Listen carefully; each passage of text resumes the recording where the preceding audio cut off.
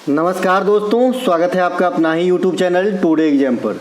दोस्तों, जैसा कि अभी दिल्ली पुलिस की एग्ज़ाम चल रही है और 29 नवंबर को भी दिल्ली पुलिस का एग्ज़ाम था, तो 29 नवंबर के दिल्ली पुलिस के एग्ज़ाम में जीके जीएस के जो भी प्रश्न पूछे गए हैं सभी ओरिजिनल प्रश्नों को आप इस वीडियो में पाएंगे।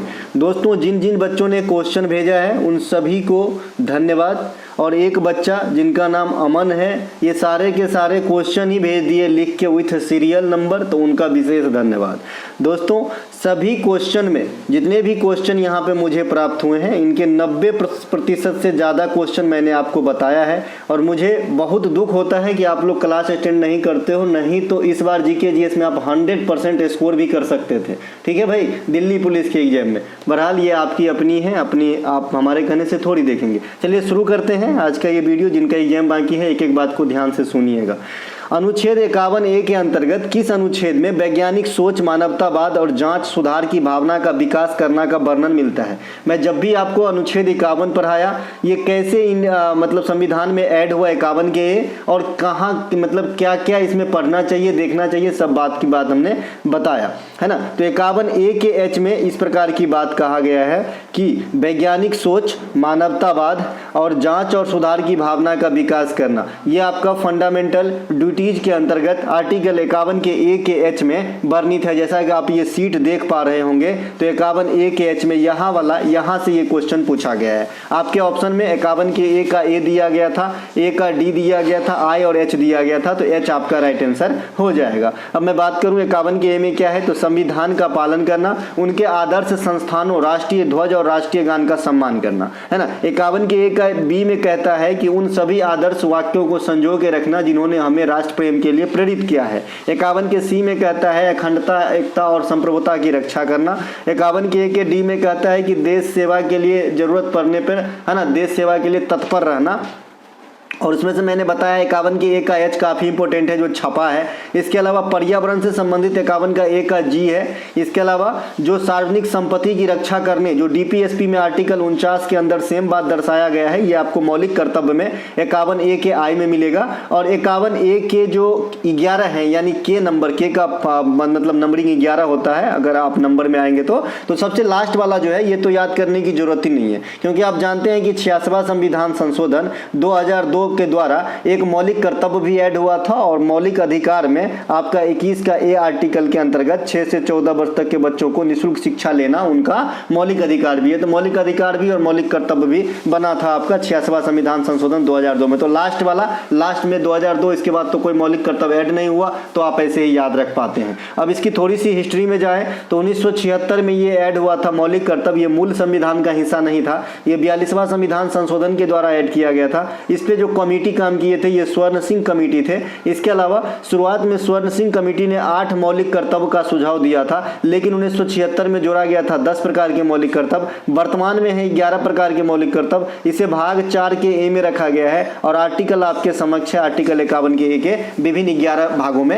रखे गए हैं। इसके अलावा खाली आर्टिकल 51 कहेगा तो इसमें क्या होता है, अंतर्राष्ट्रीय शांति एवं सुरक्षा, जो कल के जो कुछ बताया था, मैंने वीडियो बनाया था दिल्ली पुलिस में एग्जाम का, वहां पूछा गया था। अंतर्राष्ट्रीय शांति और सुरक्षा को बढ़ावा देना, यह आर्टिकल 51 में है, जबकि आर्टिकल 51 के A में जो है यह आपका मौलिक कर्तव्य है। तो इस प्रकार से आपको ध्यान रखना है, ठीक है। इसके अलावा अगला प्रश्न पूछा गया है, अब्दुल फतह अल सीसी किस देश के प्रेसिडेंट है? भैया ये क्यों पूछा गया, तो आप जानते हैं कि 74वां जो गणतंत्र दिवस हमारा हुआ है 2023 के अंदर, तो इसमें चीफ गेस्ट के रूप में, है ना, मिस्र के राष्ट्रपति अब्दुल फतेह अल सीसी आए थे, तो इसीलिए पूछा गया है। और मैं इसी के सामने आपको बताया हूं कि जो प्रवासी भारतीय दिवस सप्ताह मनाया गया आपका, है ना, इंदौर के अंदर 2023 में महात्मा गांधी के दक्षिण अफ्रीका से आगमन के डे को सेलिब्रेट करते हैं 9 जनवरी को, है ना। तो इस बार जो है गुयाना के राष्ट्रपति आए थे यहाँ पे चीफ गेस्ट में, तो गुयाना के राष्ट्रपति को भी ध्यान रखिएगा। साथ ही साउथ अफ्रीका के जो राजनेता है सिरिल रामाफोसा, उसको भी ध्यान रखिएगा, क्योंकि आप जानते हैं कि ब्रिक्स का जो मुख्य आपका जो बैठक हुआ है 2023 के अंदर, ये आपका दक्षिण अफ्रीका में हुआ है। तो वहां के राजनेता का नाम जरूर याद रखें, सिरिल रामाफोसा, ठीक है भाई। तो ये सब ध्यान रखेंगे। इनके अलावा मिस्र को क्या कहा जाता है मेरे भाई मेरे बंधु? तो मिस्र को कहा जाता है नील नदी का वरदान। क्या कहा जाता है? नील नदी का वरदान। आप जानते हैं कि ये नील नदी जो है ये दुनिया में सबसे अधिक लेंथ को कवर करती है, सबसे अधिक लंबी नदी है नील नदी, ठीक है। इसके अलावा जो नील नदी का स्रोत है ये क्या है, ये भी आपके एग्जाम में क्वेश्चन आया है, तो आप बताओगे विक्टोरिया झील। विक्टोरिया झील जो है ये नील नदी का स्रोत है। इसके अलावा सुएज नहर का राष्ट्रीयकरण कब हुआ था, कोई बताएगा? 1956 में हुआ था। कौन करवाए थे? मिस्र के राजनेता कर्नल नासिर के द्वारा करवाया गया था। तो ये बात भी ध्यान रखेंगे। देखिए इंपॉर्टेंट बात उठ गया है सुएज नहर, यहाँ से काफी क्वेश्चन आते हैं। सुएज नहर सबसे पहले लाल सागर से भूमध्य सागर को एडिस करता है, जोड़ता है, ठीक है। लाल सागर से भूमध्य सागर को ऐड करता है। इसके अलावा सुएज नहर की टोटल लंबाई ऑथेंटिक 164 किलोमीटर, लेकिन 160 से 170 किलोमीटर के बीच में जो भी ऑप्शन रहेगा आपका राइट आंसर होगा। सुएज नहर बन के तैयार हुआ था 1869 ईस्वी में, तो इसे भी ध्यान रखेंगे। 1859 से इसका काम शुरू हुआ था, 10 साल में बन के तैयार हुआ। 1956 में नासिर के द्वारा राष्ट्रीयकरण करवाया गया। अब देखिए कोप 27 का बैठक मिस्र में हुआ। यहाँ मिस्रा जी लिखा गया है लेकिन आप इसे इजिप्ट मिस्र समझेंगे, है ना। कोप 27 का मिस्र में हुआ है। कोप 28 का संयुक्त अरब अमीरात के दुबई में हुआ है। कोप 26 का बैठक ग्लासगो में हुआ था। ये आपका कोप वाला जो बैठक है इनको ध्यान रखें। मिस्र का पिरामिड अजूबा में है, मिस्र में पिरामिड है, विशाल पिरामिड। इसके अलावा मिस्र के राजाओं को फराओ कहा जाता था या फिर फारो कहा जाता था, फराओ फराओ, ठीक है भाई, इसे ध्यान रखेंगे। इनके अलावा रोड टू मसूरी के लेखक लेखिका कौन है? किताब वाला टॉपिक वाइज वीडियो उल्टाइए या फिर पीडीएफ अगर आप बाय कर रखे हैं तो पीडीएफ उल्टाइए। जो आपका फेमस राइटर है, हर राइटर का एक ही साथ मैं सारे किताब को बता दिया हूं। जैसे विक्रम सेठ बताऊंगा तो उनके कई सारे किताब, जैसे सुटेबल गर्ल, सुटेबल बॉय, है ना, ये गोल्डन गेट, ये सब एक साथ बता दूंगा। तो ऐसे में क्या होता है आपको याद करने में ईजी हो जाता है। अगर 10 में से 5 भी याद है तो और रिकॉल हो जाते हैं कि अरे हाँ ये तो अमुक राइटर में ही था, ठीक है भाई। तो रोड टू मसूरी जो है ये आपका रस्किन बॉन्ड के द्वारा लिखा गया है। रस्किन बॉन्ड की अन्य पुस्तक में आएंगे तो ये रूम ऑन द रूफ, जो छत पर का रूम होता है छोटका, ये वाला किताब है रस्किन बॉन्ड का। ये फ्लाइट ऑफ पिजन्स, पिजन की फ्लाइट। ये पैंथर्स मून, है ना, पैंथर समझ रहे हैं जानवर होता है और मून माने चंद्रमा। ऑन्स अपॉन अ मॉनसून टाइम, है ना, ऑन्स अपॉन टाइम। मुंबई तो देखे होंगे पिक्चर। अब यहाँ पे एक किताब का भी नाम है once upon a monsoon time, है ना। तो ये जो है रस्किन बॉन्ड की किताब है। इसके अलावा किरण देसाई की पुस्तकों में सबसे ज्यादा जो पूछा जाता है the inheritance of loss. Inheritance मतलब समझते हैं ना, पैतृक टाइप से होती है, कोई भी विरासत जैसा, ठीक है। और इंडिया पैक, ये भी किताब है किरण देसाई का। इनके अलावा फिस्टिंग फास्टिंग के लेखक अनीता देसाई है। A suitable boy a suitable girl के विक्रम सेठ हैं। Midnight children, victory city, the Satanic version Salman Rushdie है। इसके अलावा जो ज्यादा दिल्ली पुलिस में आ रहा है, पिंजर आ रहा है, रसीदी टिकट आ रहा है। ये दोनों के दोनों किताब जो है पिंजर और रसीदी टिकट, ये आपका अमृता प्रीतम की है, ध्यान रखेंगे। इनके अलावा अरविंद अडिगा का व्हाइट टाइगर जरूर याद रखें, आज नहीं तो कल आपको नंबर दिलाएगा। व्हाइट टाइगर अरविंद अडिगा का। गीतांजलि श्री की रेत की समाधि जरूर याद रखें। इसके अलावा जो और कुछ फेमस बुक में आएंगे तो आपका आर.के. नारायण का मालगुडी डेज भी याद रखिएगा, है ना। ये सब किताब जो है आपके एग्जाम में आ जाते हैं। बाद में कि शशि थरूर का अम्बेडकर ए लाइफ याद रखिएगा, एन एरा ऑफ डार्कनेस याद रखिएगा, है ना। ये सब कुछ किताब हैं जो आपका ध्यान रखेंगे। जो अनफिनिश्ड है प्रियंका चोपड़ा का ध्यान रखेंगे। Bible the pregnancy, Bible pregnancy the Bible, इस प्रकार का किताब है, करीना कपूर को ध्यान रखेंगे। इसके अलावा एक ताहिरा कश्यप की पुस्तक है the seven since of being mother, जो आयुष्मान खुराना की पत्नी है। तो इन तीनों हीरोइनों का किताब जरूर याद रखेंगे। इनके अलावा सुधा मूर्ति के कई सारे किताब है जो आपको ध्यान रखना है। गुरु अमूवी सिंह किस डांस से रिलेटेड है भैया? मणिपुर से। अगर मेरा बात आपने हल्का में ले लिया होगा तो नहीं बन पाया होगा, लेकिन अगर थोड़ा सा भी कद्र कर लिए होंगे तो जरूर बन गया होगा। मैंने आपको बताया है क्लू पकड़ने के लिए, जो आपका शास्त्रीय नृत्य है वहाँ के करेक्टर को क्लू से कैसे पकड़ेंगे। अगर याद है तो वेरी गुड, अगर याद नहीं है तो और ज़्यादा अच्छा, क्योंकि मैंने एक छोटा सा क्लू से ही आपको मैक्सिमम कैरेक्टर को छांटने का उपाय बता दिया हूँ। जैसे यहाँ पे सिंह सर सरनेम है। देखिए सिंह सरनेम वाला कहाँ गया भाई, आपका मणिपुरी वाला। देखिए सबसे लास्ट वाली स्लाइड में देखिए, सिंह सरनेम तथा झावेरी बहन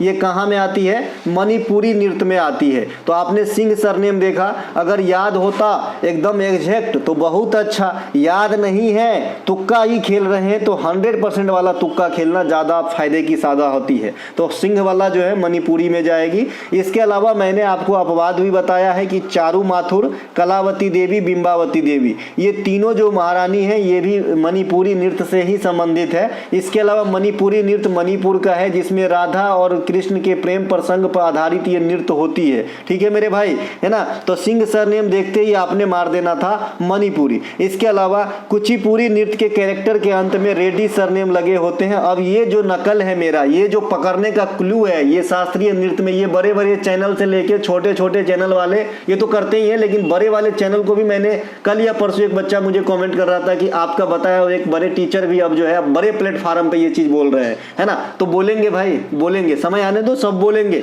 ठीक है, तो ये रेड्डी सरनेम लगे होते हैं, है ना। तो ये आपका कुचिपुड़ी होते हैं, जैसे राधा रेड्डी, राजा रेड्डी, गद्दाम पद्मजा रेड्डी और राधा रेड्डी को अलग से भी कल पूछा है। कल कुचिपुड़ी से संबंधित 3 प्रश्न पूछे हैं आपके एग्जाम के अंदर। ठीक है ना। तो ये सब जो रेड्डी हैं ये आपका कहाँ पे आ जाएगा भाई, कुचिपुड़ी में। इसके अलावा जो है कुछ वेदांतम सत्यनारायण साहब ये जो है, और गुरु वेम्पति चित्ता सत्यम ये कुचिपुड़ी के गुरु हैं, है ना। तो ये सब भी कुचिपुड़ी से है। कुचिपुड़ी आंध्र प्रदेश का जो है शास्त्रीय नृत्य है। इसमें महिला और पुरुष दोनों भाग लेते हैं। कथक नृत्य के कलाकार के सरनेम में ज्यादातर आप महाराज को पाएंगे। अगर पुराने कैरेक्टर हैं तो नए कैरेक्टर जो है, तो नए कैरेक्टर ज्यादा तक फेमस हुआ अवार्ड को लेके। ये नए कैरेक्टर कौन है, सितारा देवी पुराने कैरेक्टर में है, नालिनी कमालिनी नए कैरेक्टर में, कुमुदनी लखिया ये भी मीडियम वाला, और शोभना नारायण। तो इन्हें भी ध्यान रखेंगे, ये कथक से हैं। कथक उत्तर भारत या उत्तर प्रदेश के प्रमुख शास्त्रीय नृत्य में से एक हैं। इनके अलावा शास्त्रीय नृत्य के सरनेम, शास्त्रीय नृत्य में जो सरनेम होता है बोरबयान या फिर शौकिया या फिर गोस्वामी, ये तीनों के तीनों आपको कहाँ मिलेंगे, सतरिया नृत्य के अंदर मिलेगा। ठीक है भाई, सतरिया असम की प्रमुख शास्त्रीय नृत्य है। इसके शुरू करने का श्रेय वैष्णव संत शंकर देव को दिया जाता है। यह 8 शास्त्रीय नृत्यों में सबसे नवीन है, सबसे न्यू है। ठीक है, सबसे बाद में इसे शास्त्रीय नृत्य का दर्जा दिया गया है सतरिया नृत्य को। सिंह सरनेम, अच्छा इसको कब दिया गया है, तो 2000 ईस्वी में दिया गया। सिंह सरनेम तथा झावेरी बहन का नाम अभी मैं बता दिया, मणिपुरी के कैरेक्टर। इसके अलावा भारत में हॉकी में अपना पहला गोल्ड कब जीता था, इस प्रकार से जो है आपके क्वेश्चन पूछे गए। एक सेकंड,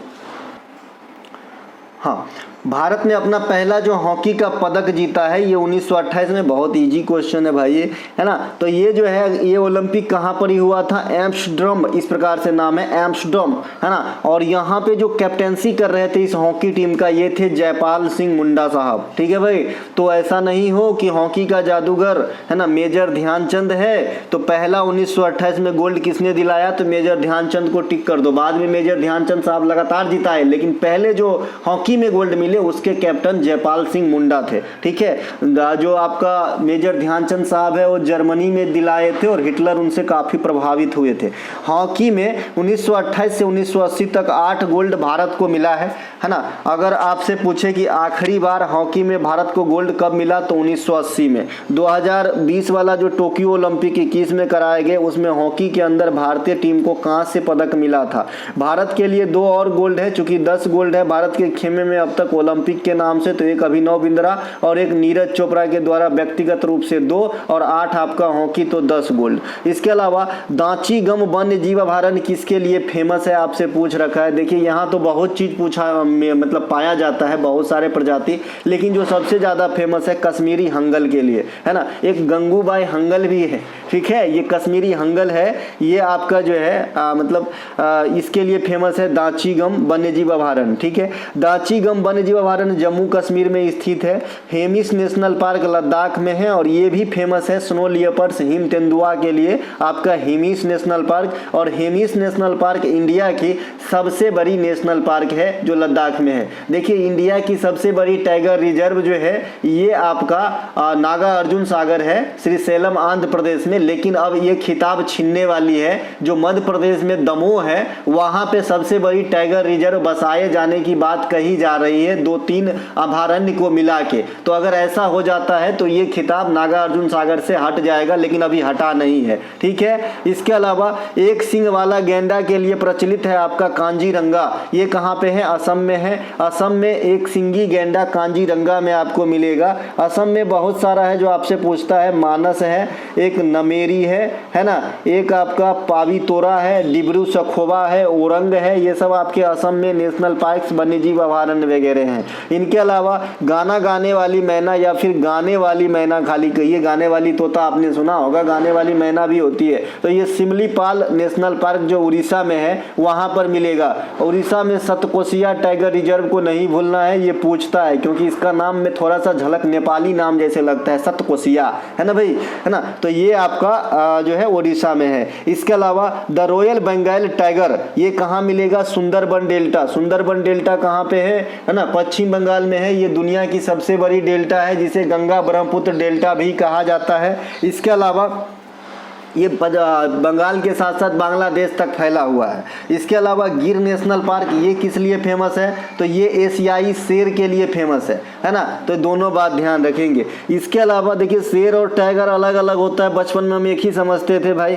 इसके अलावा 2019 में भारत रत्न किसे दिया गया? कल ही जिक्र किया था जब मैंने आपको बताया था कि अशोक शौर्य पुरस्कार की शुरुआत कब हुई। आंसर था 1952। मुझे सब याद रहता है ना। तो वहीं पे मैंने ये भी बताया था कि लास्ट टाइम भारत रत्न किसे दिया गया था, पता नहीं, सुनते ही रहते हैं। तो ये नानाजी देशमुख, प्रणब मुखर्जी और भूपेन हजारिका साहब को। भारत रत्न की शुरुआत 1954 में हुआ था। इसमें कुछ जो आपके लिए क्वेश्चन बन पड़ेगा ये इसमें समावेश कर लिया हूं मैं। राधा कृष्णन सर को पहली बार दिया गया था। भारत रत्न एक साल में अधिकतम कितने आदमी को दिया जा सकता है? तो 3 ही आदमी को दिया जा सकता है। उसी प्रकार से ठीक नोबेल की कहानी है। नोबेल भी एक क्षेत्र में एक साल में अधिकतम 3 ही आदमी को मैक्सिमम दिया जा सकता है, 3 मैक्स है। इसके अलावा 2014 में सचिन तेंदुलकर को भारत रत्न दिया गया, जो पहला क्रिकेटर है जिसे भारत रत्न दिया गया है। आप लोग मुझे कमेंट करेंगे कि कौन से क्रिकेटर जिसे आपको नोबेल पुरस्कार दिया गया है।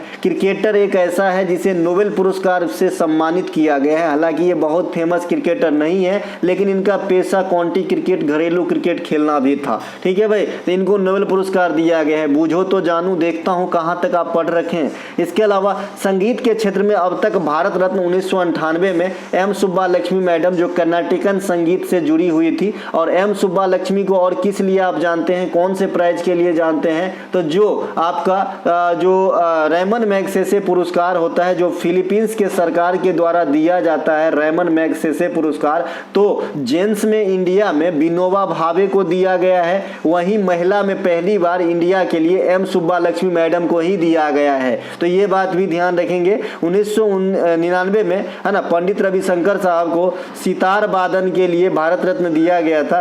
पंडित रविशंकर साहब ही वो शख्स हैं जो 1968 में भारत के लिए सबसे पहले ग्रैमी अवार्ड जीते थे। और आज भी सबसे अधिक ग्रैमी अवार्ड 5 जीतने का रिकॉर्ड पंडित रविशंकर साहब के नाम ही है। अभी लेटेस्ट वाला जो ग्रैमी अवार्ड इंडिया के खाते में आया है, ये रिकी केज को मिला है 2023 के लिए भी और 2022 के लिए भी। दोनों साल लगातार जीते हैं रिकी केज। इसके अलावा 2001 में लता मंगेशकर और बिस्मिल्लाह खां को संयुक्त रूप से भारत रत्न दिया गया। लता मंगेशकर का सेक्टर किसी से छुपा हुआ नहीं है। लता मंगेशकर से क्वेश्चन पूछा जाता है कि लता मंगेशकर जो है अपना पहला जो प्लेबैक सिंगर के रूप में किस भाषा में गाना रिकॉर्ड किए थे? तो ये मराठी भाषा में। एक क्वेश्चन और भी पूछता है आपसे कि ऐसा कौन सा गायक है इंडिया में जो एक दिन में 10 से अधिक गाना को रिकॉर्ड किए थे? तो ये जो अपना मोटा चैन पहन के रहते हैं, देखिए क्या नाम है भाई, सोनू निगम नहीं, कुमार सानू, ठीक है। कुमार सानू जो है ये एक दिन में 10 से अधिक गाना रिकॉर्ड करने का रिकॉर्ड इनके नाम है।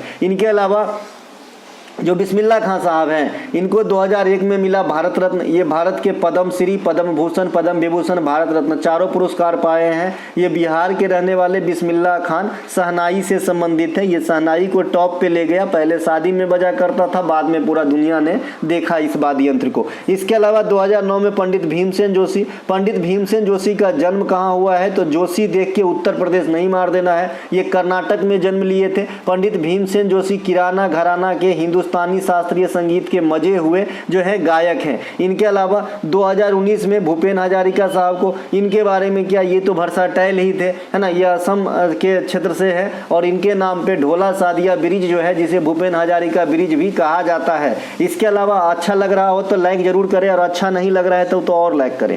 अकबरनामा के लेखक कौन है भाई, अबुल फजल, अबुल फजल। इसके अलावा मैंने नामा वाला जितने भी किताब है, क्योंकि मुझे पता है कि एग्जामिनर जो है गिनी चुनी नामा नहीं, आजकल नया नया नामा खोज के लाते हैं, मैंने सारा बता दिया आपको। एक भी नामा वाला जो आपका किताब आता है क्वेश्चन नहीं छूटेगा। अकबरनामा के लेखक अबुल फजल हैं, बाबरनामा के लेखक बाबर हैं, शाहजहांनामा के लेखक इनायत खान हैं, जिंदगी नामा के लेखक कृष्णा सोबती है, हुमायूं नामा के लेखक गुलबदन बेगम है, जंगल नामा के लेखक अमिताभ घोष हैं, शाहनामा के लेखक फिरदौसी हैं। अब बताइए इस नामा से कहाँ बाहर आएंगे, है ना, नाम गुम जाएगा भैया। इसके अलावा अकबर के नवरत्न में से कौन शामिल नहीं था, रिपीट किया गया है, 9 आदमी है, 9 में से कोई एक नहीं होगा। बाद बाकी ये जो 9 है ये कौन है, तो आपका हो जाएगा राजा मान सिंह, बीरबल, तानसेन, मुल्ला दो प्याजा, हकीम हुकाम, अब्दुल रहूम खान खाना, राजा टोडरमल, फैजी इत्यादि। ये जो फैजी था ना, अकबर के दरबार में टॉप पोस्ट पे बैठे हुए थे उस समय में, ये अबुल फजल का भाई है फैजी। इसके अलावा प्रथम पंचवर्षीय योजना में कौन सी परियोजना लगाई गई थी, देखिए अब एग्जैक्ट ऑप्शन तो नहीं है, लेकिन प्रथम पंचवर्षीय योजना हो या फिर 12 पंचवर्षीय योजना हो, पंचवर्षीय योजना पे फुल फ्लेज वीडियो देखने के बाद अगर आपका क्वेश्चन छूट गया हो तो ये मैं आपको जो है इसकी जो जुर्माना होगा देने के लिए तैयार हूं भाई, ठीक है। तो पंचवर्षीय योजना प्रथम बार में जो क्या क्या लगाएगा, सामुदायिक विकास कार्यक्रम हो सकता है, भारतीय प्रसार सेवा हो सकता है, भाखड़ा नांगल या दामोदर घाटी परियोजना या फिर हीराकुंड बांध परियोजना। इस पांचों छओं में से कोई ना कोई एक ऑप्शन जरूर होगा। सामुदायिक विकास कार्यक्रम की ईस्वी भी डायरेक्ट पूछा जाता है तो 1952 बताइएगा। जो ये दामोदर घाटी परियोजना है ये 1948 में ही स्टार्टअप हुआ था, लेकिन प्रथम पंचवर्षीय योजना के दौरान बनके तैयार हुई थी, है ना। ये सब ध्यान रखेंगे। इनके अलावा प्रथम पंचवर्षीय योजना की अवधि की बात करेंगे, 1951 से 56 हेराड डोमार के मॉडल पर आधारित कृषि पर विशेष बल दिया गया था। द्वितीय का अवधि हो जाएगा 56 से 61, भारी उद्योग पे बल दिया गया था। तृतीय का अवधि जो है 66 तक था और चौथा और तृतीय के बीच में 3 साल का गैप है, जिसे आप कहते हैं, है ना, योजना अवकाश का काल। 1966 से 1969 के काल को आप क्या कहते हैं मेरे भाई, योजना अवकाश का काल, ठीक है। इसके अलावा किसने कहा था रजिया अपने भाइयों में सर्वश्रेष्ठ थी, है ना, तो रजिया की जो बड़ाई किया है ये मिन्हास ए सिराज किए हैं। मिन्हास ए सिराज अपने बुक के माध्यम से रजिया को उनके सभी भाइयों में सर्वश्रेष्ठ बताया है। रजिया कौन है और उनका भाई कौन है, तो रजिया कौन है, रजिया जो है इल्तुतमिश की पुत्री है, तो स्वाभाविक सी बात है उनका जो भाई होगा इल्तुतमिश का बेटा होगा, है ना। तो रजिया का कार्यकाल भी पूछा जाता है 1236 से 40। ये गुलाम वंश की प्रथम महिला शासिका और भारत की भी प्रथम महिला शासिका, ठीक है। इसके अलावा जो आपका गुलाम वंश है इसे ममलूक वंश भी कहा जाता है। 1206 में स्थापित हुआ था गुलाम वंश कुतुबुद्दीन ऐबक के द्वारा। कुतुबुद्दीन ऐबक को लाख बख्श कहा जाता है। 2.5 दिन का झोपड़ा, 2.5 दिन का झोपड़ा, 2.5 दिन का झोपड़ा क्या है मैंने कल ही डिस्कस कर लिया था। ये अजमेर में स्थित है, ये एक प्रकार का मस्जिद है, ना कि किसी का मकबरा या झोपड़ा है, ठीक है। इसके अलावा जो कुतुब मीनार है, वो कुतुब मीनार का नींव भी कौन रखे थे, कुतुबुद्दीन ऐबक रखे थे, लेकिन पूरा करवाया था इल्तुतमिश के द्वारा पूरा करवाया गया था। और कुतुब मीनार के प्रांगण में अलाई दरवाजा लगाया गया था, किसके द्वारा, अलाउद्दीन खिलजी के द्वारा। तो ये सभी के सभी बात थोड़ा कहानी के मोड में पढ़ेंगे तो ज़्यादा दिन तक आपके जेहन में रहेगा। इसके अलावा वर्तमान पोप का नाम क्या है, पोप फ्रांसिस। अच्छा, इल्तुतमिश के 2 टका और जीतल जरूर याद रखिएगा, एग्जामिनर ने भूला है, आपको नहीं भूलना है। टका चांदी का बना होता था, जीतल तांबा का बना होता था। इसके अलावा इल्तुतमिश तुर्कान चहलगानी मंडल का भी गठन किया था। गुलाम वंश में बलबन का नाम जरूर याद रखें। नवरोज त्यौहार को स्टार्ट करवाया था। सिजदा और पैबोस की प्रथा चलवाया था जो है कौन, बलबन। तो ये इसको भी ध्यान रखेंगे। पोप वर्तमान कौन है, तो पोप फ्रांसिस जो है वर्तमान में पोप है। इसके अलावा इंदिरा गांधी बांध सागर परियोजना किस राज्य में है, तो नर्मदा नदी पर स्थित है। इंदिरा सागर, ओमकारेश्वर, सरदार सरोवर, ये सब नर्मदा नदी पर स्थित है। ठीक है, नर्मदा बांध भी नर्मदेश्वर, इस प्रकार से नर्मदा बांध ये भी नर्मदा नदी पर ही है। नर्मदा नदी परियोजना, ओमकारेश्वर, सरदार सरोवर, ये सब आपके सामने लिखा हुआ है। इसके अलावा नर्मदा नदी के बारे में थोड़ा सा पढ़ लेना ज़्यादा फायदे की सौदा होती है, क्योंकि ये हमेशा इससे क्वेश्चन आती रहती है। सबसे पहले ये कहाँ से निकलती है, तो ये मध्य प्रदेश के मैकाल रेंज के पर्वत श्रेणी,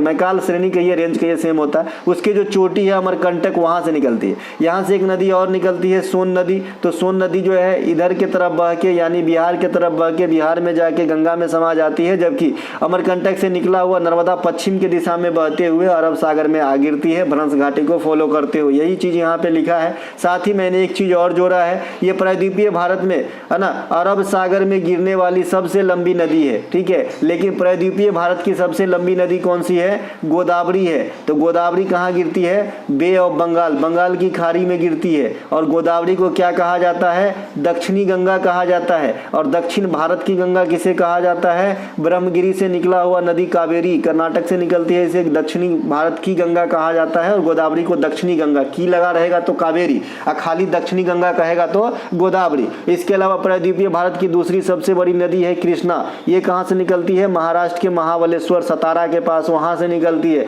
प्रायद्वीपीय भारत की तीसरी सबसे बड़ी नदी है महानदी। ये कहाँ से निकलती है, छत्तीसगढ़ के रायपुर के समीप से निकलती है। तो ये सब कुछ एक बात जरूर ध्यान रखें, महानदी पे आपकी हीराकुंड बांध परियोजना है, जो इंडिया की सबसे है ना लंबी बांध परियोजना है। भागीरथी और भिलांगना नदी के संगम पे टिहरी डैम है, कहाँ पे है, उत्तराखंड में है। यूनाइटेड किंगडम नहीं भाई, उत्तराखंड है। अभी आपने टनल में जो मजदूर फंसा था उसके बारे में भी आप काफी दिन से चर्चा का विषय रहा था, अच्छा हुआ सकुशल सब निकल गए, ऊपर वाले का लाख लाख शुक्र है। भाखड़ा नांगल परियोजना सतलज नदी पर है, पंजाब के अंदर। अगर आपसे कोई पूछे कि भारत के सबसे ऊंचा ज्वारीय परियोजना कौन सा है, तो ज्वारीय परियोजना भाखड़ा नांगल परियोजना है, लेकिन ओवरऑल सबसे ऊंचा परियोजना टिहरी डैम उत्तराखंड में है। ठीक है, इसके अलावा ज्वारीय वन किसे कहते हैं, आप लोग कमेंट करेंगे कि किस प्रकार के वन को ज्वारीय वन कहते हैं। ऑप्शन में आपका मैनग्रोव है, उष्णकटिबंधीय पतझड़ वन है, उष्णकटिबंधीय सदाबहार वन है, और मानसूनी वन है। इतना मैं 4 को ऑप्शन देता हूं, आप बताइएगा कि ज्वारीय वन किसे कहते हैं।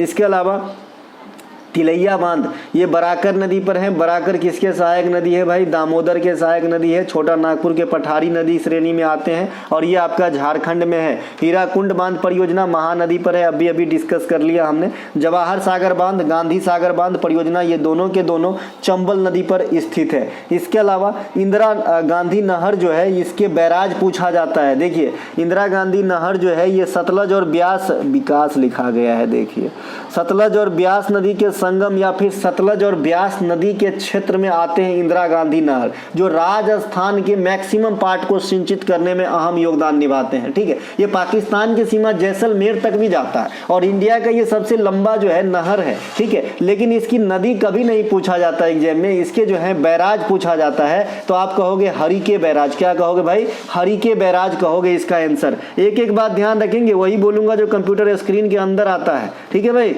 इसके अलावा चतुर्थ पंचवर्षीय योजना में कितने बैंकों का राष्ट्रीयकरण, कितनी बार बताया, 1969 में कितना चीज हुआ है मेरे भाई, है ना। 1969 में क्या हुआ है, इसरो की स्थापना भी हुई है। 1969 में मानव चांद पे चला गया था। 1969 में आपका बैंकों का राष्ट्रीयकरण हुआ है। 1969 में दादा साहब फाल्के पुरस्कार की शुरुआत भी हुई है। ये सभी के सभी चीज आपके 1969 में ही होती है। तो 14 बैंकों का राष्ट्रीयकरण प्रथम लॉट में इंदिरा गांधी जी करवाई थी 1969 में, वो दिन था 19 जुलाई। ठीक है, इसके अलावा दूसरी बार जब बैंकों का राष्ट्रीयकरण 1980 में हुआ तो 6 बैंकों का राष्ट्रीयकरण कराई गई। तो ध्यान रखेंगे दूसरी बार आपके लिए सेफ है। इसके अलावा वर्तमान में सार्वजनिक क्षेत्र के कितने बैंक हैं, तो 12 बैंक है, बाद बाकी सभी प्राइवेट सेक्टर के बैंक होते हैं। इसके अलावा इंपीरियल बैंक ऑफ इंडिया की स्थापना 1921 में हुआ था। इसी बैंक का नाम बदल के 1955 में स्टेट बैंक ऑफ इंडिया कर दिया गया, SBI कर दिया गया। रिजर्व बैंक ऑफ इंडिया की स्थापना 1935 में हिल्टन यंग आयोग के अनुशंसा पे कोलकाता में करा गया था, बाद में इसे 1937 में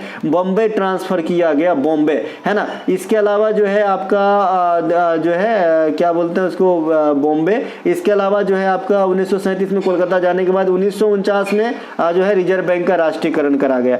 सेबी की स्थापना 1988 में होता है, लेकिन इसे दर्जा दिया गया था 1992 के अंदर, ये बात ध्यान रखेंगे, यहाँ भी कंफ्यूजन है। नाबार्ड की स्थापना 1982 में होता है, सिडबी की स्थापना 1990 में होता है, और इरडाई जो बीमा क्षेत्र में काम करते हैं इसकी स्थापना 1999 में होती है। और इरडाई का जो मुख्यालय है ये आपका हैदराबाद के अंदर स्थित है। चार मीनार भी है, स्टेचू ऑफ इक्वालिटी भी है हैदराबाद में, है ना, हुसैन सागर झील भी कह सकते हैं। इसके अलावा नालंदा विश्वविद्यालय कौन से जनपद में थे उस समय? देखिए मेरे हिसाब से मगध जनपद होगा, क्योंकि नालंदा खुद मगध में आता था, तो मगध हो जाएगा। नालंदा विश्वविद्यालय के फाउंडर कौन है? कुमारगुप्त प्रथम है, तथा इनका ध्वस्त किसके द्वारा किया गया था? बख्तियार खिलजी। और बख्तियार खिलजी किसके गुलाम थे? मैंने कल ही आपको बताया है, ठीक है। मैं आपको हर चीज जो है कुछ ऐसे चीज आपके लिए छोड़ देता हूं ताकि आप अपने दिमाग पे प्रेशर डाल के एट अ टाइम याद करने की कोशिश करो। याद नहीं होता है तो बैक जाओ, यही पढ़ने का सही तरीका है। रात को 2 बजे अगर कोई चीज आप भूल रहे हो,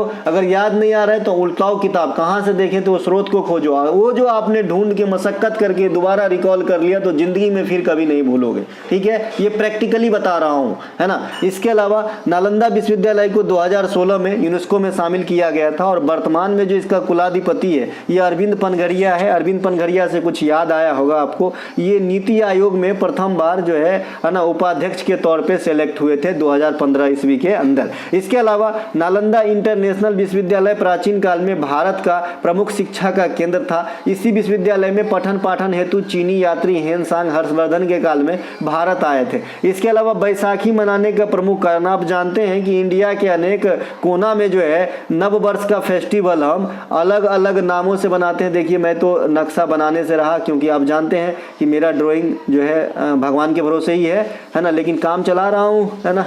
इस प्रकार से भैया ड्राइंग थोड़ा कमजोर है मेरा, है ना। तो ये जो भारत की नक्शा आज तक प्रयास ही नहीं किया बनाने का, सबसे बड़ी बात तो ये है ना, तो नहीं हो पाता है मेरे से, है ना। तो ये जो है आपका, मैंने आपको बताया है कि इंडिया के अलग अलग कोने में अलग अलग नाम से आप जो है मनाते हैं नववर्ष को। तो यहाँ पे सबसे ऊपर में रहता है जम्मू कश्मीर, लेकिन मुझे मैप ध्यान है तो मैं उससे काम चला लेता हूँ। सबसे ऊपर में जम्मू कश्मीर लद्दाख है, यहाँ पे नवरेह नाम से इसे सेलिब्रेट करते हैं नववर्ष को। फिर हम पंजाब हरियाणा यहाँ पे आते हैं, इसे बैसाखी नाम से मनाते हैं।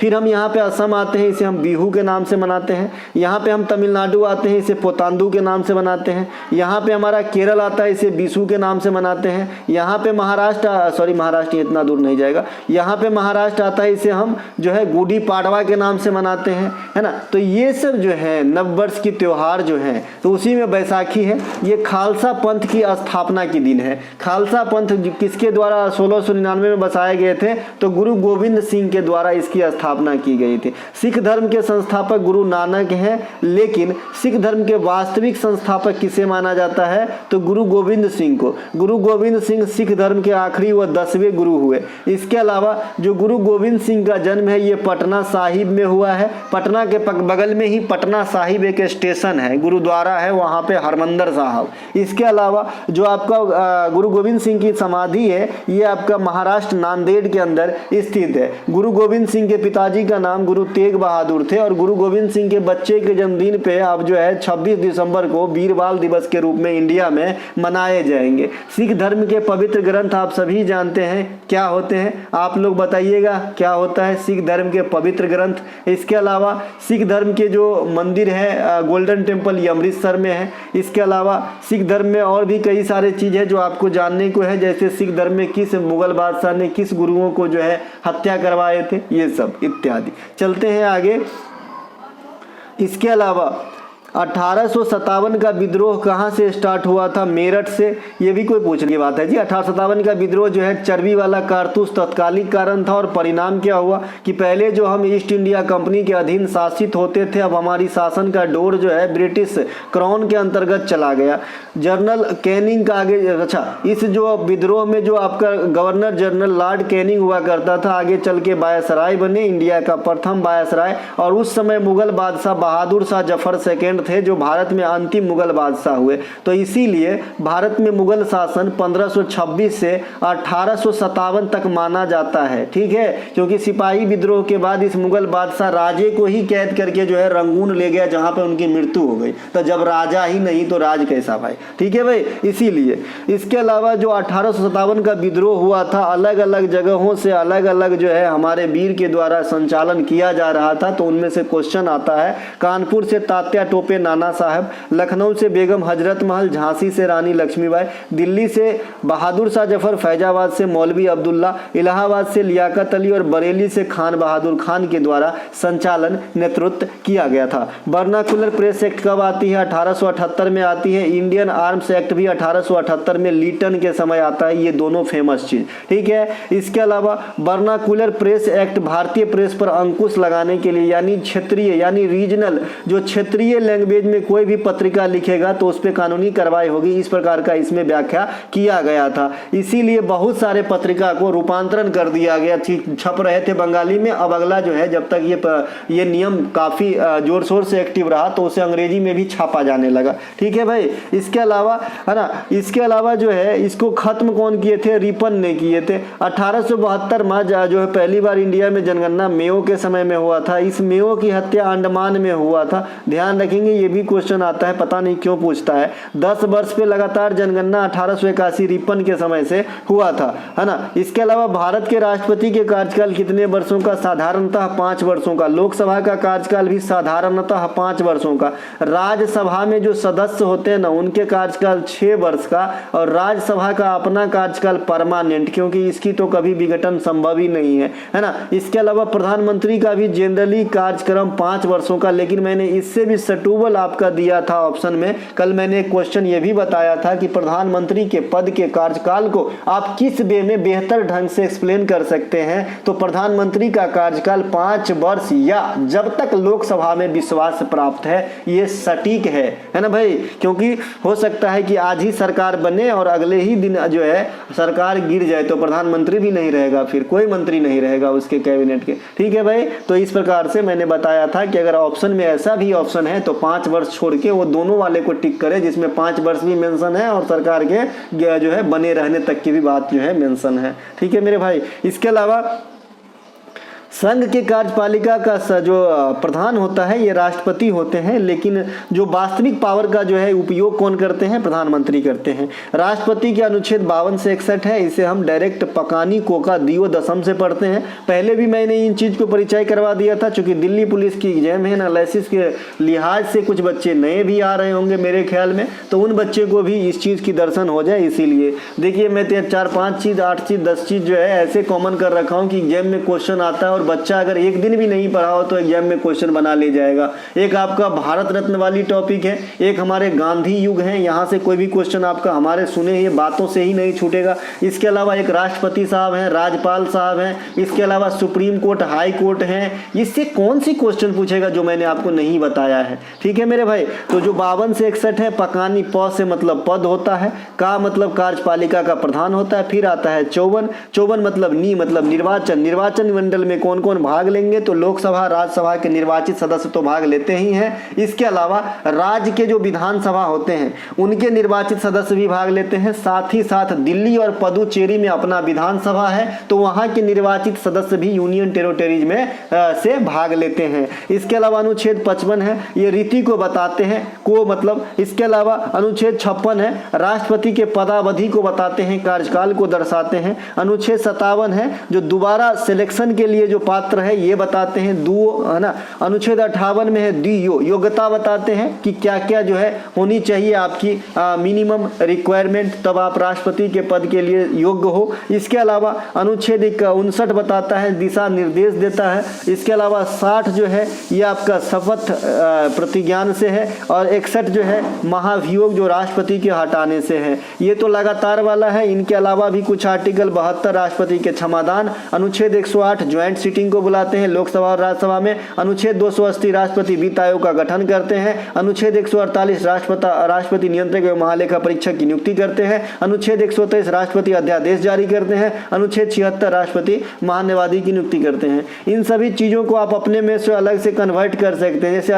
72 से राष्ट्रपति, तो राज्यपाल को मैंने कहा है कि राज्य में राष्ट्रपति ही समझो, तो 161 से राज्यपाल का क्षमादान हो जाएगा। इसके अलावा जो केंद्र में 280 से वित्त आयोग की गठन होती है, राज्य में 243 आय से वित्त आयोग का गठन होता है। इसके अलावा जो आपका राष्ट्रपति का अध्यादेश 123 है, राज्यपाल का अध्यादेश 213 है ना। इस पर अलावा 76 के तहत महान्यायवादी की नियुक्ति राष्ट्रपति, उसी प्रकार से सेम अधिकारी राज्य के अंदर महाधिवक्ता होता है विधिक अधिकारी, तो इसकी नियुक्ति 165 के अनुसार राज्यपाल से, है ना। तो ये आप जो है इंटरेस्ट तो लेके देखिए, बड़ा मजा आता है ना। इसके अलावा अप्सरा किसकी रचना है भैया? अप्सरा सूर्यकांत त्रिपाठी की रचना है। तोड़ती पत्थर भी सूर्यकांत त्रिपाठी निराला जी की ही पुस्तक है। मैला आंचल फणीश्वर नाथ रेणु की पुस्तक है। शहर में रात केदारनाथ साहब की पुस्तक है। गोदान गवन प्रेमचंद्र के द्वारा लिखा गया है। तो ये सब ध्यान रखेंगे, ठीक है। जब मैं पढ़ता था तो 10th या 9th क्लास में एक आपका चैप्टर है शहर में रात, कविता के रूप में आपके हिंदी किताब में, ठीक है। तो इनके राइटर है केदारनाथ, और आप जानते हैं कि मैं बिहार से हूँ। अब पता नहीं दूसरे स्टेट में पूछा जाता है कि नहीं, हमारे यहाँ हिंदी के सेक्टर में, है ना, लेखक के नाम भी पूछे जाते हैं, 1 या 2 नंबर के फिक्स रहते हैं, ठीक है। तो पूरे चैप्टर में लेखक का नाम पहले याद करके रख लीजिए अगर आपको बोर्ड की परीक्षा देना है तो, ठीक है। तो उसमें जो है आपका शहर में रात केदारनाथ, तो एक लड़का था, है ना, वो लड़का इस केदारनाथ को कोदैरनाथ बोलते थे। हमारे यहाँ कुदाल को कोदैर कहते हैं मैथिली भाषा में, है ना। तो कोदैरनाथ बोलते थे, तो हम लोग हंसते थे। ये मैं आप लिए को दोहरा दिया और हम भी अपने पुरानी याद थोड़ा सा ताज़ा कर लिए। इसके अलावा जो भारत है राष्ट्रमंडल खेल 2022 में कुल कितने पदक प्राप्त किए थे? तो 61, ये भी कोई पूछने की बात है ना। और पदक का रेशियो क्या था भैया? 22-16-23। क्या था? 22-16-23। 22 गो गोल्ड, 16 गो सिल्वर और 23 गो कांस्य। भारत चौथा स्थान हासिल किया था। पहला कौन के थे? ऑस्ट्रेलिया। इसके अलावा राष्ट्रमंडल खेल को पहले क्या कहते थे? ब्रिटिश एम्पायर गेम कहा जाता था इस खेल को, क्योंकि इस खेल में वैसे ही देश भाग लेते हैं जो कभी ब्रिटिश राज्य के अधीन रहा। हालांकि अपवाद भी है आजकल करंट में, लेकिन मैक्सिमम कंट्री जो है वो कभी न कभी ब्रिटिश सरकार के अधीन रहा है। 1930 हैमिल्टन कनाडा से स्टार्टअप होती है, साथ ही भारत भाग लेते हैं इसमें। 1934 जो खेल कहाँ पे हुआ था? इंग्लैंड के अंदर कराया गया था। आगामी राष्ट्रमंडल चूंकि 4 साल के बाद होता है तो 22 और अगला होगा 26। एक बात और याद रखिएगा कि 2022 में जो आपका राष्ट्रमंडल खेल हुआ ये क्रमांक में 22वें थे, ठीक है। और 2026 में होगा तो जाहिर से बात है कि क्रमांक में 23वें होगा, क्योंकि बिहार CGL टाई जो आपका 3 आया था अभी, जिसका एग्जाम कैंसिल हुआ था, उसमें पूछा गया था कि 2022 में हुए कॉमनवेल्थ गेम का क्रमांक क्या था? तो भाई 22 से 22वां, ठीक है मेरे भाई। इसके अलावा आगामी राष्ट्रमंडल खेल 2026 कहाँ पे होगी? ऑस्ट्रेलिया के अंदर होगी। राष्ट्रमंडल खेल 2022 में सबसे अधिक जो व्यक्तिगत रूप से भारत के लिए पदक जीत करके लाए ये शरद कमल थे, जिन्होंने 4 पदक, 3 गोल्ड प्लस 1 सिल्वर जीते, जिसी कारण इन्हें जो है मेजर ध्यानचंद पुरस्कार 2022 जो इकलौते खिलाड़ी हैं से सम्मानित करा गया था। मेजर ध्यानचंद पुरस्कार की शुरुआत 1991 में, अर्जुन पुरस्कार की शुरुआत 1961 में और द्रोणाचार्य पुरस्कार की शुरुआत 1985 में। अर्जुन पुरस्कार 2022 के लिए 25 खिलाड़ी को, द्रोणाचार्य पुरस्कार 2022 के लिए 7 खिलाड़ी को, और अभी हमने कहा मेजर ध्यानचंद पुरस्कार 2022 के लिए 1 खिलाड़ी को दिया गया है। पद्म श्री पुरस्कार 2023 के लिए पूरे पद्म अवार्ड 106 मिला है, जिसमें 91 9+6 के रेशियो में है। 6 पद्म विभूषण, 9 पद्म भूषण और 91 पद्म श्री मिला है। जो बच्चे बिहार से अभी बिहार का सीरीज चल रहा है, तो हो सकता है बिहार के बच्चे वॉच कर रहे हो, तो बिहार के 3 आदमी को इस बार पद्म श्री दिया गया है, जिसमें आपका कौन है? एक आपका जो है आपका देवी है, और एक आपका जो है नालंदा के एक व्यापारी, और एक आपका सुपर 30 के संस्थापक हैं। तो 3 आदमी को जो है आपको पद्म श्री इस बार बिहार के में दिया गया है। उसी प्रकार से छत्तीसगढ़ में 3 आदमी को कला के क्षेत्र में आपको पद्म श्री दिया गया है, जो आपके हाल फिलहाल के एग्जाम में काफी बार रिपीट किए गए, आगे भी पूछे जाएंगे। एक अजय सिंह है, एक आपका जो है अजय सिंह है, एक आपका उषा बारले है, और एक और है। 3 आदमी जो है छत्तीसगढ़ के अंदर, ठीक है। तो इन्हें भी ध्यान रखेंगे। इनके अलावा अजय सिंह है ना, और एक आपका मंडावी और एक आपका उषा बारले, 3 आदमी हैं है ना छत्तीसगढ़ में जिसे पद्मश्री 2023 में मिला है। हाँ भाई एकदम सही है, ठीक है। इसके अलावा यहाँ पे है कि आपातकाल के दौरान कौन सी मौलिक अधिकार का नाश नहीं होता। आज नहीं पता नहीं कितने हजार बार बताए हैं कि मौलिक अधिकार और डीपीएसपी में क्या बेसिक फ़र्क है, कोई बताएंगे? तो जो मौलिक अधिकार और डीपीएसपी में जो है ये सबसे जो ज़्यादा बढ़िया फ़र्क आप डिफाइन कर सकते हैं है ना। तो ये क्या है कि डीपीएसपी किसी भी परिस्थिति में चेंजेबल नहीं है, ये चेंज नहीं होता है, लेकिन मौलिक अधिकार विशेष परिस्थिति में चेंज किया जा सकता है। चेंज मतलब आपसे को वंचित रखा जा सकता है। अब देश में आपातकाल लगा है और आप कहते हो मैं जुलूस निकालूंगा, अब कर्फ्यू लगा है तो बात तो मानना पड़ेगा ना। तो उस परिस्थिति में मान लीजिए आपकी जो मौलिक अधिकार जो है उससे आपको भंग किए मतलब वंचित रखा जा सकता है। फिर भी एक ऐसा मौलिक अधिकार है जिससे किसी भी परिस्थिति में, चाहे कोरोना हो, आपात हो, भूकंप आया हो या फिर देश में आपातकाल युद्ध छिड़ा हो, कोई फर्क नहीं पड़ता है। आर्टिकल 21 इसे क्या कहते हैं? निजता का अधिकार कहते हैं। नाम से ही स्पष्ट है, निजता है ना, ये आपका अपना अधिकार है, इससे वंचित नहीं किया जा सकता। साथ ही इसे प्राण एवं दैहिक स्वतंत्रता का अधिकार भी कहा जाता है। इसके अलावा हम बात कर ले है ना, इसके अलावा हम अगर बात कर ले कि भैया जो आपका मौलिक अधिकार में क्या क्या और दिए गए हैं, तो मौलिक अधिकार में जो और भी चीज है इसके बारे में मैं आगे एकदम मेंशन करके रखा हूं है ना, जो आपको यहाँ पर नहीं दिख रहा है। आगे के प्रश्न और भी पूछे गए हैं है ना, तो वहां पर आपको मिल जाएगा। अगला एक प्रश्न पूछा गया है कि जूडो खेल में चुई शब्द का अर्थ क्या होता है। देखिए जूडो खेल में जो है चुई शब्द का अर्थ क्या होता है ये आपसे पूछा। एक सेकंड, हाँ कहाँ थे यार, ये जूडो खेल में चुई का मतलब क्या है, शायद यहीं थे, ये वाला तो हो गया था। तो जूडो खेल में चुई का मतलब है आपका आसान जुर्माना। क्या होता है? आसान जुर्माना। देखिए गलती से ना यहाँ सुमो के जगह पे जूडो लिख गया था, इसीलिए मैं थोड़ा सा चेंज कर दिया हूँ। एक चीज़ मैं आपको बताना चाहूँगा जो आगे इंटरेस्टिंग है, ये गलती से लिख गया था जिसे मैंने अभी चेंज किया है। जूडो खेल में चुई का मतलब है आसान जुर्माना, कम हल्का पेनल्टी। जूडो खेल में कई है ना शब्द होते हैं, जिसमें कई कोकू एक शब्द है जिसका मतलब होता है चेतावनी देना, वार्निंग देना है ना। इसके अलावा सीधो का मतलब होता है चेतावनी या हल्का दंड, ये इसका मतलब भी सेम है। इसी प्रकार कल आपने रेडर देखा था और कैंट देखा था कबड्डी में, ठीक है। तो कबड्डी में जो कैंट होता है ये मतलब कबड्डी कबड्डी कबड्डी जो पढ़ता रहता है, जो आपका चैंटिंग है उसे कैंट भी कहते हैं। और रेडर मैंने बताया था कि जो आदमी एक दूसरे घर में पढ़ते पढ़ते, जैसे राम अब इस घर में पढ़ते पढ़ते कबड्डी कबड्डी कबड्डी कबड्डी इस प्रकार से आता है, तो इससे जो आदमी जा रहा है पढ़ने के लिए उसे रेडर कहते हैं, ठीक है। तो ये कबड्डी में 7 खिलाड़ी होते हैं, जूडो में थोड़ा सा देख लिया आपने। इसके अलावा 2022 में अर्जुन पुरस्कार से सम्मानित सुशीला देवी का संबंध जूडो से है, ये मैंने आपको पहले भी बता रखा है, ठीक है। इसके अलावा जो है यहाँ पे ये चीज़ सुमो जहाँ आप देख रहे हैं यहाँ पे जूडो लिख गया था, इसको मैंने अब भी चेंज किया हूँ, ठीक है, क्योंकि वर्चुअल मैक का इस्तेमाल कीजिएगा तो ये कभी कभी छप जाता है।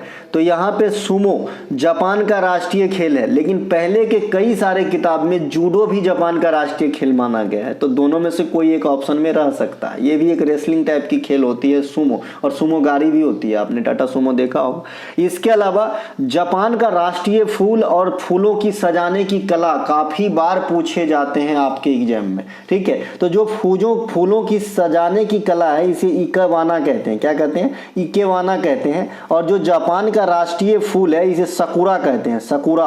और ये सकुरा कुछ और नहीं चेरी ब्लॉसम होता है। चेरी ब्लॉसम फेस्टिवल है इंडिया में, और चेरी ब्लॉसम वर्षा का फॉर्म भी होता है, ठीक है। तो ये सभी के सभी आप रिलेट करके तो देखो एक चेन बन जाता है आपको याद रखने के लिए भाई साहब, ठीक है। यही लिंकिंग प्रोसेस है। इसके अलावा डॉक्टर करनी सिंह शूटिंग रेंज कहाँ स्थित है? तो डॉक्टर करनी सिंह शूटिंग रेंज ये नई दिल्ली में है। शूटिंग रेंज है मतलब शूटिंग से संबंधित है। डॉक्टर करनी सिंह कुछ और नहीं, इनके नाम पे जो है 1961 में इन्हें शूटिंग के क्षेत्र में अर्जुन पुरस्कार भी दिया गया था पहली बार, है ना। और ये आपका एशियाई खेल को कराए जाने के उद्देश्य से स्थापित कराए गए थे, ये दिल्ली में है, ठीक। इसके अलावा रूप सिंह क्रिकेट स्टेडियम ये ग्वालियर के अंदर है। भारत में निशानेबाजी खेल में प्रथम व्यक्तिगत सिल्वर तथा प्रथम गोल्ड भी निशानेबाजी खेल में ही आया है। तो सिल्वर जीते थे मेजर राजवर्धन सिंह राठौर 2004 एथेंस में, और गोल्ड जीते थे अभिनव बिंद्रा व्यक्तिगत रूप से 2008 बीजिंग ओलंपिक 10 मीटर वाले में। इसके अलावा वानखेड़े स्टेडियम और डीवाई पाटिल स्टेडियम ये तो कुछ भी छुपा हुआ नहीं है, तो ये आपका मुंबई के अंदर है। Birsa Munda international hockey stadium कहेगा तो उड़ीसा राउरकेला, और बिरसा मुंडा नालंदा हॉकी स्टेडियम खाली कहेगा तो झारखंड, और कलिंगा स्टेडियम कहेगा तो भुवनेश्वर, फिरोज शाह कोटला या अरुण जेटली मैदान कहेंगे तो दिल्ली, ईडन गार्डन, ये पहले तो रेलवे ये भी क्वेश्चन पूछता था कि ईडन गार्डन क्या है, जो गार्डन है कि खेल का मैदान है, तो खेल का मैदान है, कोलकाता में है। मोटेरा स्टेडियम है नरेंद्र मोदी स्टेडियम, दुनिया की सबसे बड़ी स्टेडियम, ये आपका गुजरात में है। इसके अलावा नालंदा नृत्य अकादमी, अब हम आगे नाच गान में जो एकेडमी है उसमें, नालंदा नृत्य अकादमी मुंबई में है, Yamini school of dance Delhi में है, दर्पण एकेडमी ये कहाँ पे, अहमदाबाद में है, सृजन डांस संस्थान उड़ीसा में, नालंदा से कनक रेले जुड़ा है, यामिनी स्कूल ऑफ डांस से यामिनी कृष्णमूर्ति, दर्पण एकेडमी से मृणालिनी साराभाई, और सृजन से आपका गुरु केलुचरण महापात्रा। तो ये चारों कैरेक्टर को भी बता दिया। इसके अलावा भारत में जूट का कारखाना सबसे पहले कहाँ, भाई ब्राउन पेपर याद है, 2 दिन पहले ही बात हुई, तो रिसरा में, उसके एक्स्ट्रा फैक्ट में देखिएगा। भारत में जूट मिल की स्थापना 1855 कोलकाता में हुगली नदी के समीप रिसरा में स्थापित करवाया गया था। इसके अलावा जूट को ब्राउन पेपर और गोल्डन फाइबर दोनों कहा जाता है। गोल्डन फाइबर बहुत दिन एग्जाम में नाच लिया, अब ब्राउन पेपर की भी बारी है। इसके अलावा ब्राउन शुगर भी मैंने बताया था होता है, जो लोग नशे के लिए इस्तेमाल करते हैं, लेकिन आप लोगों को नहीं करना है। भारत में जूट उत्पादन के प्रथम स्थान जो रखता है, दूसरा स्थान बांग्लादेश। जूट की खेती का वर्षा प्रधान स्टेट में होता है, बिहार में भी होता है जूट की खेती, बंगाल में भी होता है। इसके अलावा भारत में पेनिसिलिन की फैक्ट्री सबसे पहले कहाँ लगाया गया था, पिंपरी में। ये पिंपरी कहाँ है, पुणे महाराष्ट्र के अंदर है ना। भारत में पहला उर्वरक कारखाना सिंदरी में, सिंदरी कहाँ पे है आप लोग कमेंट कीजिएगा। पेनिसिलिन का खोज कौन किए थे, अलेक्जेंडर फ्लेमिंग, है ना। भारत में पहला सीमेंट फैक्ट्री चेन्नई या मद्रास में लगाया गया था। द्वितीय पंचवर्षीय योजना में राउरकेला, भिलाई और दुर्गापुर 3 फैक्ट्रियां लगाया गया। राउरकेला जर्मनी के सहयोग से उड़ीसा में, भिलाई रूस के सहयोग से मध्य प्रदेश और छत्तीसगढ़ में है, और दुर्गापुर आपका ब्रिटेन के सहयोग से कहां पे, पश्चिम बंगाल में। गद्दाम पद्मजा रेड्डी या राधा रेड्डी, दोनों में से कोई एक पूछा है। रेड्डी सरनेम है, कुचिपुड़ी में जाएंगे। और ये वाला जो आपका सरनेम वाला जो एक्स्ट्रा फैक्ट है मैंने पहले ही डिस्कस कर दिया था, जहां पे आपका अमूवी सिंह पूछा गया था। फिर भी यहाँ पे कुछ कैरेक्टर है जो भरतनाट्यम से यहाँ में मैंने लिख लिया है अलग से। तो पद्मा सुब्रमण्यम, टी बाला सरस्वती, यामिनी कृष्णमूर्ति, नर्तकी नटराज, सोनल मानसिंह, ये सब भरतनाट्यम से संबंधित है। सोनल मानसिंह के बारे में भरतनाट्यम के साथ साथ ओडिसी भी कर लेती है, ध्यान रखिएगा, ठीक है। इसके अलावा 2003 में इसे पद्म विभूषण दिया था, जो अपने फील्ड में सबसे कम उम्र में पद्म विभूषण प्राप्त की थी। भारतीय संविधान का अनुच्छेद 32 किससे संबंधित, संवैधानिक उपचारों के अधिकार से। संविधान अनुच्छेद 32 को भीमराव अंबेडकर साहब संविधान का आत्मा माना है। इसके अलावा अनुच्छेद 32 के प्रयोग करके सुप्रीम कोर्ट रिट भी जारी करते हैं, और जब किसी आदमी के मौलिक अधिकार की हनन हो जाते हैं तो आर्टिकल 32 के तहत ही आप सुप्रीम कोर्ट में जाके आप अपना आवेदन दे सकते हैं या चैलेंज कर सकते हैं। देखिए सुप्रीम कोर्ट में आप जाएंगे तो आपको जो आवेदन है इंग्लिश भाषा में देना होगा, हिंदी में नहीं देना होगा। अब पता नहीं, अब मुझे इंग्लिश मान लो नहीं आता है तो पता नहीं मैं कैसे आवेदन करूंगा। इसके अलावा है ना, तो फिर वकील वगैरह का सहारा लिया जाएगा। भाई मौलिक अधिकार है ना 7 हुआ करता था, अब जो है 6 है। तो ये 44वां संविधान संशोधन 78 के द्वारा संपत्ति के अधिकार को मौलिक अधिकार से हटा करके विधिक अधिकार आर्टिकल 300 के ए में रखा गया है। तब से अभी तक 300 के ए में पड़ा हुआ है। अब 6 मौलिक अधिकार है जो भाग 3 के अंतर्गत 12 से 35 के बीच में वर्णित है। इसे अमेरिका के संविधान से अधिकरण किया गया है। मौलिक अधिकार न्यायालय के द्वारा परिवर्तनीय है ना। और यहाँ पे देखो अपवाद अनुच्छेद 21 जो क्वेश्चन आपको अलग से पूछा गया था कि कौन से मौलिक अधिकार कभी नहीं बदलते, ठीक है मेरे भाई। तो हर जगह पे क्वेश्चन आंसर है मेरे पास। इसके अलावा ये क्वेश्चन भी आपसे अलग से पूछा गया है कि संविधान के जो मौलिक अधिकार है वो किस भाग में है, तो भाग 3 में है, जो मैंने नहीं लिखा है, ये भी क्वेश्चन पूछा गया था। इसके अलावा 2002 में 86वां संविधान संशोधन होता है, जिसमें 6 से 14 वर्ष तक के बच्चों के लिए निःशुल्क शिक्षा का प्रावधान है। इसके अंदर जो मौलिक अधिकार है या इसमें आर्टिकल 21 ए में जोड़ा गया, जो बच्चों के लिए उनका मौलिक अधिकार है। और यही चीज आर्टिकल 51 के 1 के 11 में जोड़ा गया, जो उस बच्चे को पालनहारा के लिए मौलिक कर्तव्य होगा। और यही चीज आपके आर्टिकल 45 में है, जो बताता है डीपीएसपी के अंतर्गत कि 14 वर्ष से कम उम्र के बच्चों के लिए शिक्षा की फैसिलिटी होगी, ठीक है मेरे भाई। इसके अलावा मौलिक अधिकार को कैटेगराइज किया गया है। 14 से 18 समानता का अधिकार है, इसमें अलग अलग है। समता का अधिकार, जाति धर्म आदि लिंग नाम इसके आधार पर भेदभाव निषेध है, छुआछूत का अंत है, उपाधियों का अंत है। 19 से 22 स्वतंत्रता का अधिकार है। 23-24 शोषण के विरुद्ध अधिकार, 25 से 28 धार्मिक, 29-30 अल्पसंख्यक, 31 अब लागू नहीं होता क्योंकि संपत्ति का अधिकार यहाँ से जो है कल्टी मार लिए हैं, और 32 संवैधानिक उपचारों का अधिकार होता है। यह है आपका मौलिक अधिकार। पृथ्वी से उस मंडल को क्या कहते हैं जहाँ जीवन पनपते, भाई से हम जैव मंडल कहते हैं। जैव मंडल में हम लोग जीवन पनपते हैं, ठीक है। इसके अलावा अगर आपसे कोई पूछता है कि दुनिया में, विश्व में या फिर इस संसार में सबसे बड़ा पारिस्थितिक तंत्र कौन सा है, तो महासागर होता है। सबसे बड़ा पारिस्थितिक तंत्र कौन सा होता है, महासागर होता है। ठीक है, सही है, सबसे बड़ा पारिस्थितिक तंत्र होता है महासागर, है ना। इसके अलावा पृथ्वी का अपना वायुमंडल है जिसमें 5 लेयर है, क्षोभमंडल, समतापमंडल, मध्यमंडल, आयनमंडल, बहिर्मंडल। वायुमंडल में सबसे अधिक गैस कौन सा, नाइट्रोजन, कितने %, 78। ऑक्सीजन 21%। और ब्रह्मांड में सबसे ज्यादा गैस हाइड्रोजन और हीलियम। ठीक है, तो ये ध्यान रखेंगे। सभी प्रकार के मौसमी घटना वायुमंडल के कौन से घटित में, क्षोभमंडल में, जैसे मेघ वगैरह। समताप मंडल में क्या होता है, वायुयान उड़ते हैं और ओजोन परत, ओजोन का लेयर भी समताप मंडल में स्थित है। प्रत्येक वर्ष 16 सितंबर को ओजोन संरक्षण दिवस। ओजोन संरक्षण पे कौन से प्रोटोकॉल, तो मॉनिट्रियल प्रोटोकॉल। ठीक है भैया, आप थोड़ा फास्ट चलेंगे नहीं तो लेट हो जाएगा। जनगणना 2011 के अनुसार किस केंद्र शासित प्रदेश का जनसंख्या 1 लाख से कम है, सबसे कम जनसंख्या लक्षद्वीप का है। तो लक्षद्वीप का होगा, सिंपल सी बात है। यहाँ पे आपके सामने मैं दिखाता हूँ ये ग्राफ। आप जानते हैं कि मैं जनगणना को आपको ग्राफिकल मोड में पढ़ाया था, अब आगे आपका काम बन जाता है। राज्यों में सबसे अधिक उत्तर प्रदेश, सबसे कम सिक्किम। ठीक है, 3 सबसे ज्यादा स्टेट 2011 में उत्तर प्रदेश, महाराष्ट्र और बिहार, जो 10 करोड़ से अधिक जनसंख्या वाला था। इसके अलावा केंद्र शासित प्रदेश में सबसे अधिक दिल्ली का, ये तो ओवरऑल रहेगा ही क्योंकि सबसे अधिक भी जनसंख्या की बात करेंगे तो ओवरऑल की बात करेंगे तो केंद्र शासित प्रदेश दिल्ली में देखिए 17 करोड़ के करीब है और उत्तर प्रदेश में 19 करोड़ के करीब है। मतलब ओवरऑल में सबसे ज्यादा उत्तर प्रदेश होगा, 2 नंबर पे दिल्ली होगा अगर पूरे केंद्र शासित प्रदेश और यूटी को माइंड नहीं किया जाए तो।